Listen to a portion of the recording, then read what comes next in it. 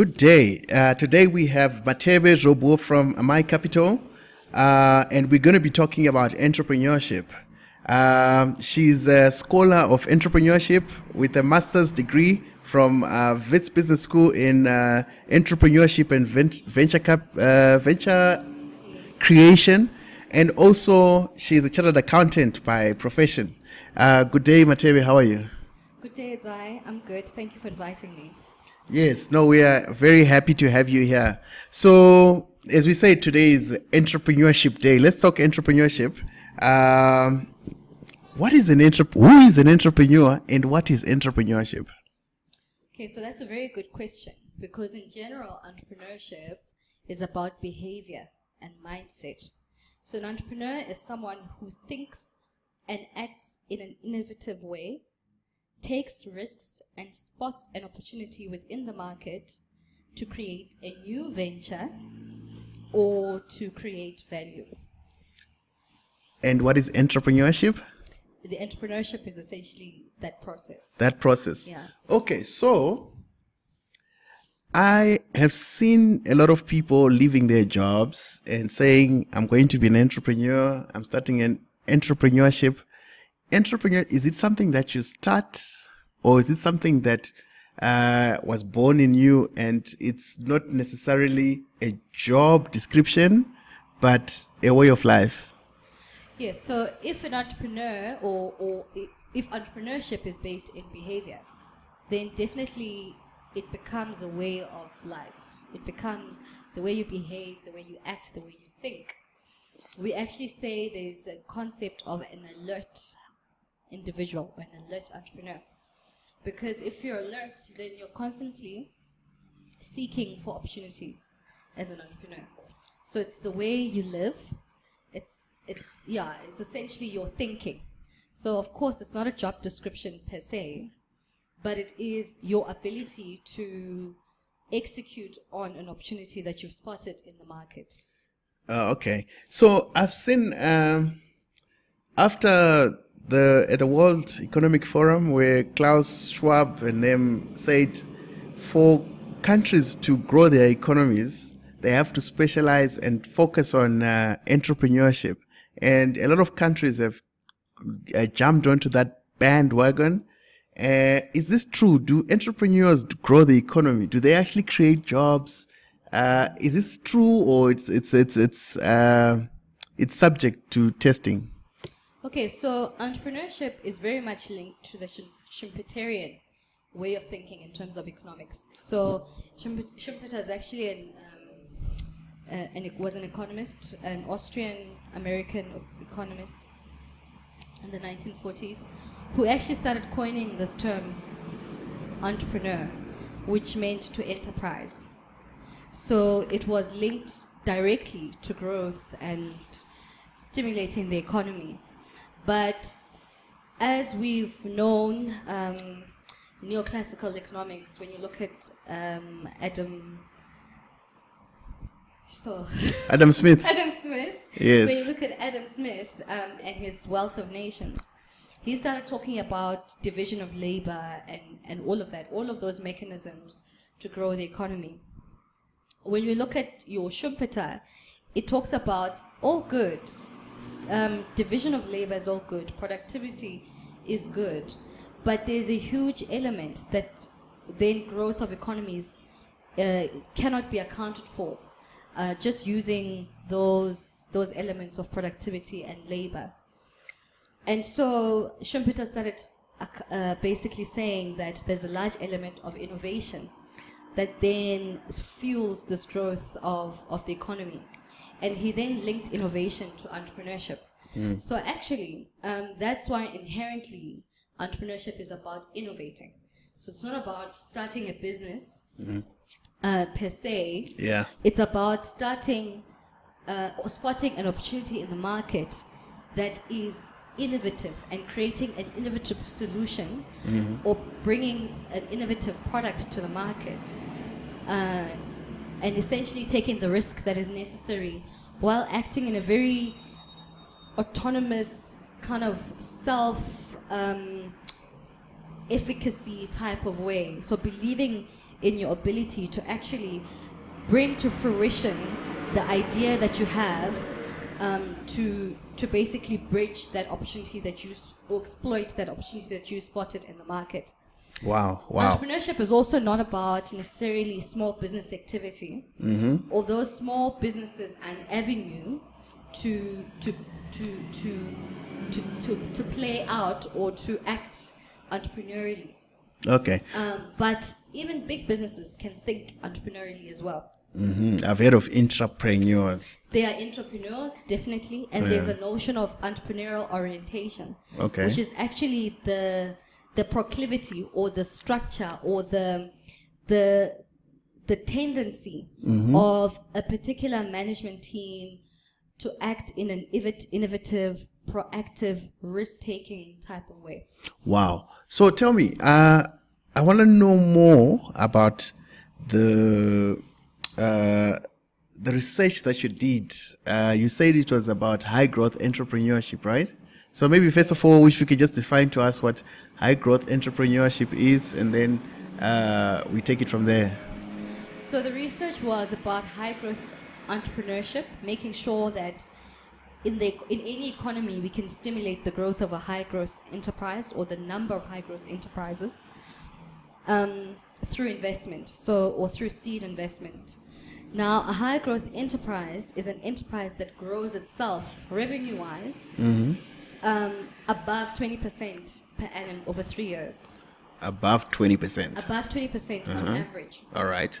And creates an exponential number of jobs. So normally 20% in literature is one that it's a universal, not necessarily universal, but it's a common denominator of the actual growth in revenue. But essentially what we're saying about these enterprises is that you'll find enterprises that grow at 80% of revenue, 90% of revenue per annum, but also creating jobs at the same time. So that is a high growth enterprise. Wow. It has a number of characteristics, and normally innovation is part of them. Normally knowledge spillover effects come into play in terms of creating innovation. Normally the founders would have some sense of knowledge in general, unique knowledge and IP. Is that why in Silicon Valley they say that we don't fund the idea, we fund the founders, as in the team? Right, absolutely. So a high growth enterprise would have all these different characteristics, but most importantly what we found in the research is that where founders had a high sense of entrepreneurial orientation, which is what I referred to earlier as the ability to take risk, innovate rapidly, and proactively lead the market, have a competitive aggressiveness in the market. Where we find entrepreneurs who behave in this particular way, it is likely that they are driving high growth enterprises. Wow. So again, a question just popped to my mind.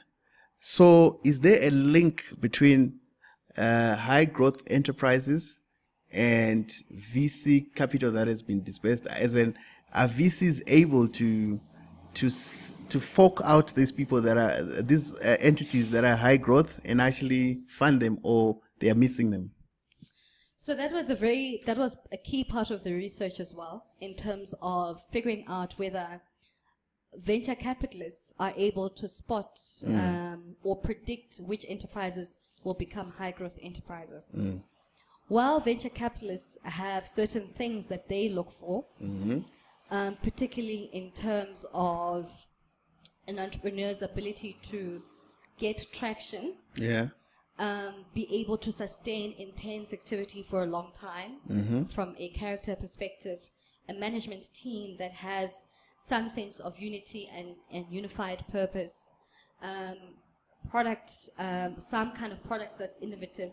While they're able to look at these different elements, VCs themselves are not able to predict which enterprises will be. So are they using guesswork, like or Lotto, Tata Machans? However, what venture capitalists are able to do is that they're able to almost attract resources to a high growth enterprise, because anyone that seems to be funded, or any enterprise that seems to be funded by venture capital, then gains credibility.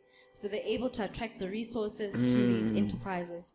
And therefore, these enterprises actually end up creating jobs in that sense. Okay. So they then would be able to create the jobs. They then would be able to gain some kind of traction in the market and grow their revenue.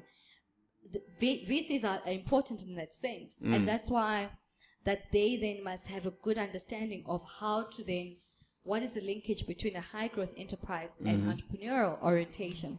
Okay. So generally, at what stage are most VCs, like in South Africa, funding? Are they funding at seed, at growth stage, or they're just PE investors? Yeah, so South Africa is unique in a sense that a lot of the investment that comes from the venture capitalists per se is not necessarily purely at seed. In fact, only 2% of SAFCA's portfolio is actually truly funded at seed. Most of SAFCA members that are South African Venture Capitalist and Private Equity Society, or the Southern Africa Venture Capital and Private Society Association. Yeah. So most of their members fund mostly at growth capital. So they would want someone to have de-risked an enterprise completely, and then fund that enterprise.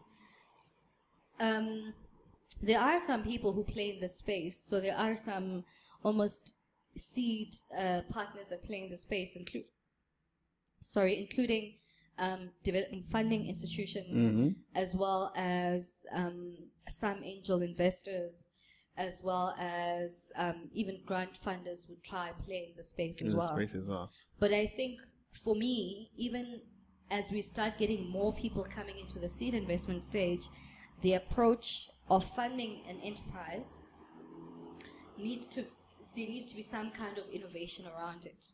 So one of those, when I talk about innovation, I talk both at the approach as to how we assess risk, because the way we look at risk in South Africa is still very much private equity and listed approach. They expect an entrepreneur to have a good credit rating. For example, so an entrepreneur who's basically left his job or her job to start this enterprise, and they've gone without pay for so long. You know, it's quite difficult to maintain your credit at that point. So, for example, those are one of the things.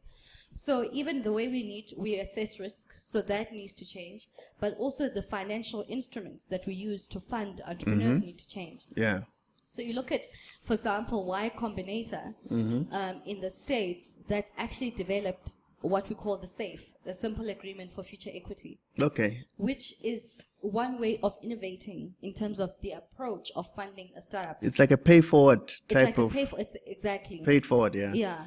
So whereas here we're still stuck on, is it still, what is the actual valuation and what am I getting for it now?